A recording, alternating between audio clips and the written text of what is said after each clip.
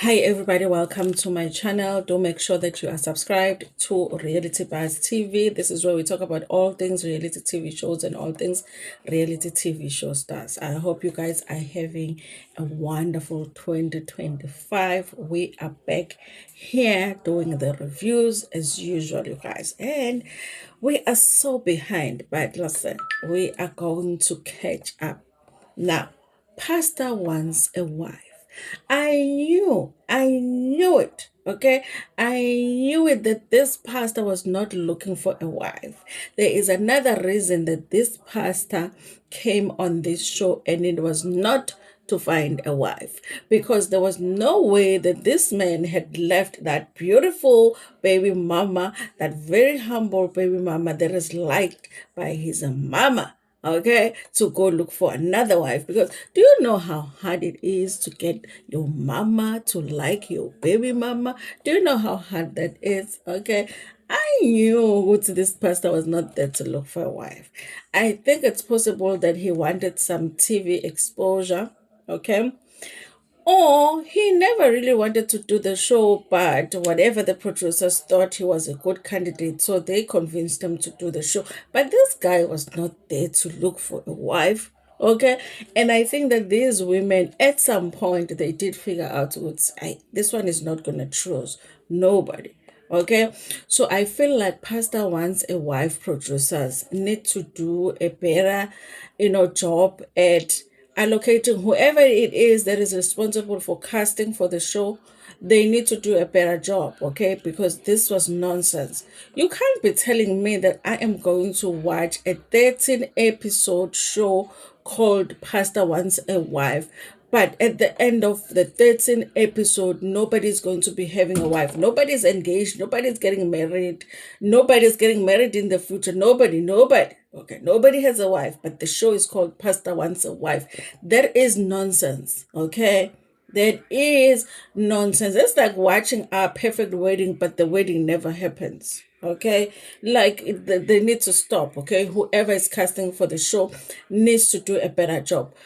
In addition to somebody being like a cute, good looking bachelor, we need somebody that wants to get married. There must be a pastor for real, number one. And number two, they must really want to get married. What kind of nonsense is this? Okay, like I'm eating my choice assorted in December, thinking, oh my God, I wonder who the pastor chose, but the pastor chose nobody. Okay, I could have been eating my seven color, lunch on Christmas Day, not worried about this show. But I was worried about this show because I was wondering who the pastor chose. But the pastor chose nobody. What kind of nonsense is this? Okay, Mzansi Magic be playing with us sometimes. Well, this one is Mzansi Wet. Anyway, it's the same family. Mzansi Wet, Mzansi Magic, they are siblings of DSTV. What kind of nonsense is this? How are we going to watch 13 episodes of a pastor looking for a wife, but at the end of 13, 1, 2, 3, 4, 5, up to 13 episodes of somebody looking for a wife, and at the end of it, he doesn't choose a wife? What kind of nonsense is that? I was like, I knew it, but at the same time, I was like, they're not gonna do that nonsense, not again. And they did it. The guy walked away with the ring and everything. I was like, take the ring, okay? Take the ring back from him, because he didn't even pay for that ring. The show pays for the ring. How are you not going to propose when they've already given you the ring to propose with? Nonsense, okay? Nonsense. I was like, what? And then you guys, we find out Uguti Kamo was in a relationship the whole time. I was wondering, Uguti, how can you be having a baby this small and you are already on a TV show looking for a husband? Okay, how is that possible? If you are not with the baby daddy, if you are not with the baby daddy, then that means that your heart is still broken. Why are you on a TV show looking for a husband? I knew it, okay? Kamo comes back, she's engaged, okay? Katlego says that was it Katlego or whoever, was it Portia who said that she has somebody too? Okay, somebody that these women were in relationships, but they went on a show called Pastor Wants a Wife. So what the hell were you going to do if the pastor really was looking for a wife and chose you and engaged you? What were you going to do? Tell me, tell me. Like, tell me, guys, if Pastor decided at that last episode that he was going to propose to Kamo, who at the end we find out she's already engaged to somebody else, what was going to happen? So the pastor was going to go on his knee and be like, would you marry me? And then Kamo was like, I can't because I'm already married to someone else. Then she took the ring. Let me wear my ring. She took the ring. She was like, I'm engaged to someone else. And then, what the? I wanted the season, guys, should have been scrapped. I thought at the beginning, you guys, that they really had a good candidate in terms of the looks, because I mean, you have to have a good looking bachelor so that you can have women fighting over him, kind of. Okay. Number two, I did like the fact that they had gone with something different from the typical, but in charismatic church, the born again, what they had gone with something different. Isotola Zion and all of that. I did like that idea of doing it with the pastor that is from a different kind of church. Okay. But very early on, we realized that he has a baby mama that doesn't even know that they have broken up. That in itself, from the beginning of the season, showed us was there possibilities with this pastor is not actually looking for a wife. Okay, because the baby mama is beautiful, the baby mama is ready to go on with the relationship and get married. Okay, and I was like, you know, anyway, you guys. So at the reunion, you guys, obviously this is where the pastor was supposed to make the final decision. I've already told you he chooses nobody, but I'm still going to talk about some of the things that happened at the reunion, you guys. Now, between the reunion and the last episode that we saw, I guess people were keeping relationships going with the pastor. Remember, he had Kamo and Sandiswa as the finalist, but he had expressed in the last episode that he was having second thoughts about eliminating somebody. And I thought that he meant he was regretting eliminating Uxoli, but it wasn't Uxoli who was actually regretting eliminating Katlego, because they really did get along with Katlego, you guys. Now coming back to the reunion, the girls oh during the show, they were able to be friendly with each other to a point where you felt like some of them were building some kind of like a friendship, even though we knew that it can't really be that genuine because obviously all of them are fighting over a man. But at the reunion, for some reason, everybody does nobody likes Sunday so. Okay, I feel like part of that is the fact that everybody doesn't understand why she's the last man standing, because she is the last man standing. Okay, however, you guys, I do feel like Usandiswa did that whole thing of which I'll do whatever I need to do to get the man, I'll do whatever I need to do to be the last man standing. Okay, when at times I felt like she needed to stand up for herself, she didn't, because she wanted to go with the flow so that pastor can think she's the easiest to get along, and maybe they can be the two of them can be standing at the end. Okay, an example of that is when they went to the river and Ukamo had opted to not go athelwe ngamanzi, and usindiswa had decided ukuthi yena angeniswe emanzini athelwe ngamanzi, when she didn't even understand what that whole water situation was for. Okay, so I felt like at times she was just doing whatever she needed to do so that at the end she can be chosen. I didn't like that about hey, you guys. But I do think that Sandiso is a beautiful woman. I think that if genuinely they had just met each other outside of the show and they wanted to get to know each other, I think that they could possibly have a relationship. Okay. With Kamo, you guys, I think what I liked about Kamo is that it does not matter how much she liked the pastor, she would still question and hold the pastor accountable. But part of it, you guys, I feel like Ukamo did things the way that she did them because she was in a relationship while she was on the show. Okay, she was, because you can't tell me that you are before you even get eliminated on the show before you get eliminated from the show, you are engaged to another man. So Kamo was already in another relationship. So I felt like maybe that's why it looked like she was willing to question the pastor. She was willing to point out the negatives about the pastor, because really she didn't care if she gets chosen or not, because she already had an engagement ring from another man. Okay, of course she's going to lie to us and say that the engagement ring only came like, listen, you basically, she was still in a relationship with the pastor and got engaged to someone else, because Bebesta Chola, the pastor was still choling with her and Sunday, so but then she's engaged to someone else. I don't understand that, you guys. So the mom did join the reunion, you guys, and I did like the fact that they brought her, because she was a big part of the show. I think the women were concerned that the pastor is not really that independent of his mom. They feel like most decisions are probably going to be made by his mom, and it will be difficult to be in a relationship with the pastor, because the mom might have too much influence, okay, on what's going on between the pastor and the wife. The mom comes in and says the same thing that she has said before, to be like, listen, I'm ready to hand over. I'm old, I'm tired, I've done enough for the church. I want him to get married so that I can hand over, okay? But she does say, you guys, that oh, baby mama is there. She is not hidden like other people thought. Maybe the family had hidden the fact that he has a baby mama.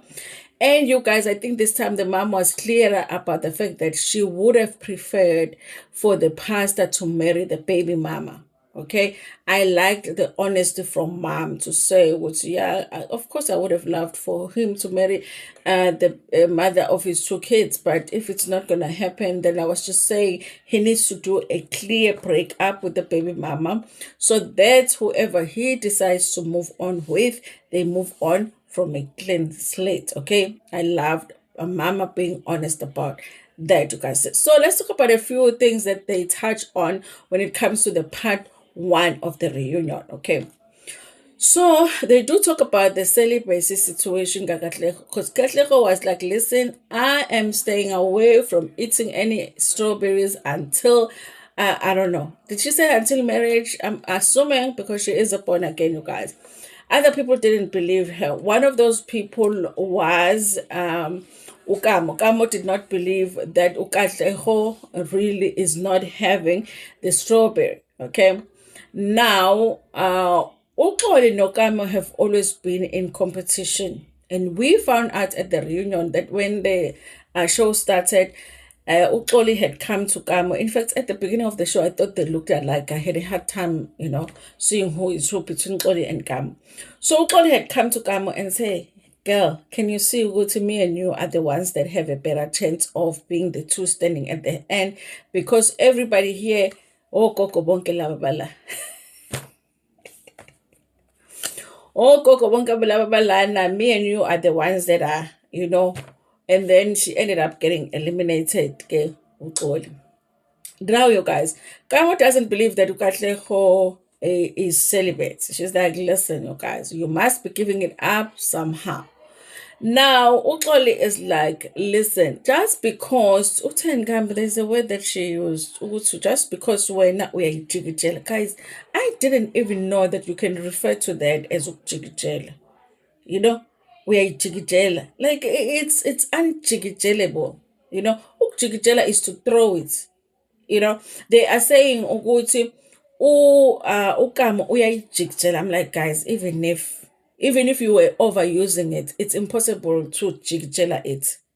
You can't throw it. Okay, ungaphana ngayo, but you can't throw it. It's not possible ukuthi uphane uyijikijela, but uyayijika. So uXolo was like, just because we are jikijela now, you think everybody is jikijeling it. Okay, now Katlego clarify that to say, listen, guys, I'm a Christian. I'm not going to come on national TV and lie about not having the strawberry, because if I lie on national TV, some guy is going to come on social media and just say, listen, Katlego is lying. We ate the strawberry together not so long ago. So it wouldn't make sense for me to lie about such a thing. So I'm not lying. I ain't eating no strawberry. I've decided to, to refrain. What's one gum? Whatever. Okay. So there was a thing between Oli no Katlego, you guys, okay? Now they do talk in detail about the elimination, Kaxoli, and that's the part, you guys, where women seem to have some kind of conflicts because Uxoli was liked by the pastor. In fact, I also thought that Uxoli was going to be one of the few that were going to be standing in front of a pastor at the end waiting for the proposal, but it doesn't happen that way. When the pastor didn't show up for a bride, remember they had planned a bride for the pastor. The pastor doesn't show up for a bride. When he eventually comes around, she questions him more. She was the one that was the most upset about him not coming around. And it did not matter what answer the pastor gave, it was not satisfying to Uxoli. Now Kamo is making a comment to say the reason that Oli had that issue is because she is having some daddy issues, okay? Which she had submitted, she does have daddy issues, okay? So for her, if you say you're gonna come, you must come, okay? So that you're not like her daddy that used to say that she was gonna come and never came. So then she got emotional when Ukamo mentioned it. I honestly think that it was because Kamo was the one that mentioned it. Remember, Oli and Kamo don't get along. So I feel like the reason that she is so upset that it was mentioned is because it was mentioned by Ukamo, the enemy. Okay, she walks off at the reunion. Nobody follows her, okay, except for the cameraman, because the cameraman just had to get the footage for us, okay. But I think the cast was like, we are here to shoot the reunion. We already have eaten the money that we got paid, so we don't have time. Okay, let's shoot the reunion. So nobody even ran after her, which I thought was interesting. Like you have a setting, like of a group of women sitting on a stage, and one woman walks off upset, and not a single one of those women on stage stands up to go check on her. It was like a good representation of what that show is about because it's all man for himself. Every man for himself, basically. Okay. So she was upset that Ukama was being insensitive. I do think that Kama was being insensitive, but I do feel like there are things that were said about Kama as well that were not so sensitive. So I don't know. Ukoli says a lot of shady things, but she does not want to be. She can dish it, but she can't take it. Okay, so I was shocked. Yes, it was insensitive, but it didn't warrant her walking out of the reunion. So she walked away, went to cool down until she decided to come back. Then she came back because nobody followed her. Nobody. Okay. Listen, you guys. Then they did talk about that whole thing of Portia revealing that Matidiso is a virgin, which I guess hadn't been revealed to the bachelor's mom, But Matidiso was not feeling like she's owed any apology. Okay. Now, you guys, let's talk about that price situation because it's what really caused a lot of drama and led to Xoli being eliminated. The pastor clarified that situation, you guys, to say, listen, I know they said that I did not send any communication, but I did send communication to production. And he even says that was the first communication I sent to production to say that I cannot make it. Now, remember, you guys, they are shooting a show where they are going on dates and they're going on meetings or whatever you call them. But really, they're shooting a show.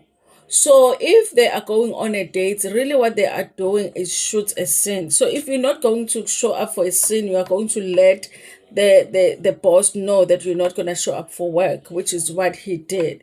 And I guess he thought that the boss was going to pass the message to the colleagues being the women to say he's not coming. But I think the production thought was, you know what, it's actually a good thing for the show if the pastor doesn't show up because we are going to get to see their reaction to the pastor not showing up. So he did communicate that he wasn't coming. The production were the people that decided not to tell the girls. Now, the pastor says that there was the first communication he sent about not coming. And I'm guessing that he means there's a second one. And I think the second one was sent to the friend because the friend ended up being the one that broke the news to the ladies that the pastor was not coming. So that's how messy the producers of these shows, guys, can get. Because what is the reason that you are letting these women do a masaladi, set the table, when the main character of the whole thing has already sent you communication that they're not coming? What is the point of you sitting there, letting the crew sit there and shoot the show the whole time, do the whole setup, when you know already that he is not coming? And the whole time women are sitting there, being like, what's happening, what passed, why is he not here yet? The whole time that they are doing that, you know why he's not showing up, because you've already received communication, but you're not telling them up until the friend got the message. Then the friend delivered the message. But even with the friend, we're not sure when he got the message. Maybe already when he went there, he already had the message, but the producer said, don't tell them until later on. So yes, the pastor could have done better communicating to the woman, because even though he did inform the production, he could have individually informed the women. Also, when he came back and they were questioning him about the situation, he shouldn't have become defensive. Okay, just give them the answers until they are satisfied with the answers, and then you can move on with your life, instead of just acting like, oh my God, they're just being dramatic. That's the worst thing you can do to a woman that waited for you for hours after cooking so that you can come and have a nice meal. Anyway, you guys, that's all I wanted to discuss on this video, the part one of the reunion. The most irritating part is that there isn't even a surprise at the end of who he chooses, because he doesn't choose anybody. So we are just talking about what happened at the reunion. But they do need to do better with this show, otherwise it's just nonsense that we're watching. Thank you so much for watching this video. Please like it before Pumegona, share it with your friends, with your family, and even with strangers in Itanda.